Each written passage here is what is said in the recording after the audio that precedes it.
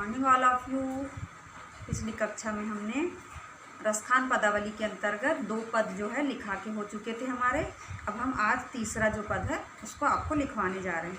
तो लिखिएगा तीसरा नंबर डाल के, मोर पंख सिर डैश डैश लगा के लिखेंगे धरोगी ना धरोगी तक। अब इसमें संदर्भ तो वही रहेगा पूर्वानुसार, है ना। प्रसंग में लिखेंगे एक गोपी श्री कृष्ण का रूप धारण करने के लिए दूसरी गोपी से कहती है। अब इसका की व्याख्या लिखेंगे कि दूसरी सखी कहती है कि मैं सिर पर मोर का पंख धारण करूंगी। जब पहली सखी दूसरी से कहती है तो दूसरी सखी क्या कहती है कि मैं सिर पर मोर का पंख धारण करूंगी, गले में गुंजों की माला पहनूंगी, लाठी को हाथ में लेकर पीताम्बर ओढ़ लूंगी, गाय और ग्वालों के साथ साथ वन में फिरूंगी। हे रस की खान कृष्ण, विस्मय बोधक चिन्ह लगाएंगे, जो तुझे अच्छा लगेगा वही तेरे कहे अनुसार सब स्वांग धारण करूंगी, है ना। किंतु हे सखी, कृष्ण के ओठों पर रखी हुई मुरली को मैं अपने ओठों पर नहीं रखूंगी। इस प्रकार वह सखी कृष्ण के लिए सब कुछ करने को तैयार है ना। अब काव्य सौंदर्य में आ जाइए। काव्य सौंदर्य में लिखेंगे फर्स्ट पॉइंट डाल के, गोपी का अनन्य प्रेम श्री कृष्ण उसे कृष्ण रूप धारण करने को तैयार करता है, यानी बहुत अधिक प्रेम करती है ना गोपी श्री कृष्ण से। तो लिखेंगे गोपी का अनन्य प्रेम कृष्ण का रूप धारण करने को तैयार करता है। सेकंड में लिखेंगे बांसुरी के प्रति ईर्ष्या प्रकट होती है। थर्ड में लिखेंगे भाषा ब्रज भाषा। फोर्थ में लिखेंगे रस श्रृंगार। और फिफ्थ में लिखेंगे अलंकार, क्या लिखेंगे श्लेष अलंकार, ठीक है, और यमक अलंकार, श्लेष और यमक अलंकार। और छंद में सवैया छंद। ये हो गया आपका थर्ड वाला। अब फोर्थ लिखेंगे शेष महेश गणेश, डैश डैश लगा के लिखेंगे नाच नचावे तक। संदर्भ वही रहेगा पूर्वानुसार।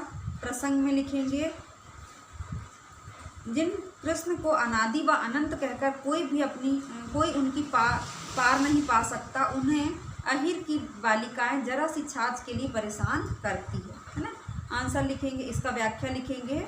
कवि रसखान कहते हैं कि शेषनाग, शंकर, गणेश, दिनेश तथा देवतागण जिन ब्रह्मा को लगातार जपते हैं तथा स्मरण करते रहते हैं, समस्त वेद जिन ईश्वर को अनादि अनंत अखंड अछेद अभेद बताते हैं, नारद से लेकर व्यास तक तोते के समान जिन परमात्मा का नाम रटते रटते थक गए फिर भी वह उनके रहस्य को नहीं समझ पाते, उन्हीं रहस्यमयी भगवान को ब्रज की बालिकाएं एक कटोरी भर मट्ठे के लिए नाच नचाती है, अर्थात परेशान करती है ना।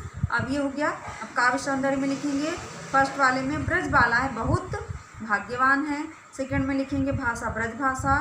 थर्ड में लिखेंगे रस श्रृंगार व शांत रस।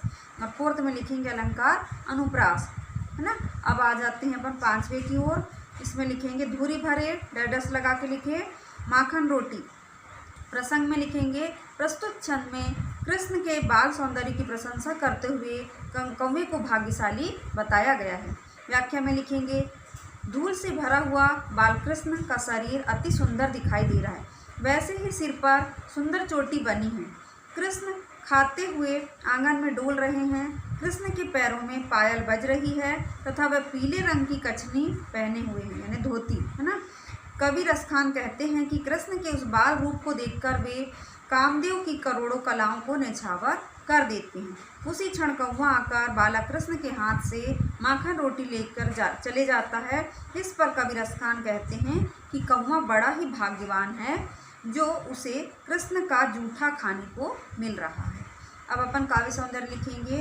फर्स्ट में रहेगा कृष्ण के बाल सौंदर्य का वर्णन करते हुए कौवे को भाग्यशाली कहा गया है। सेकंड में लिखेंगे भाषा ब्रज भाषा। थर्ड में लिखेंगे रस वात्सल्य। फोर्थ में लिखेंगे अलंकार अनुप्रास। और फिफ्थ में लिखेंगे छंद दोहा।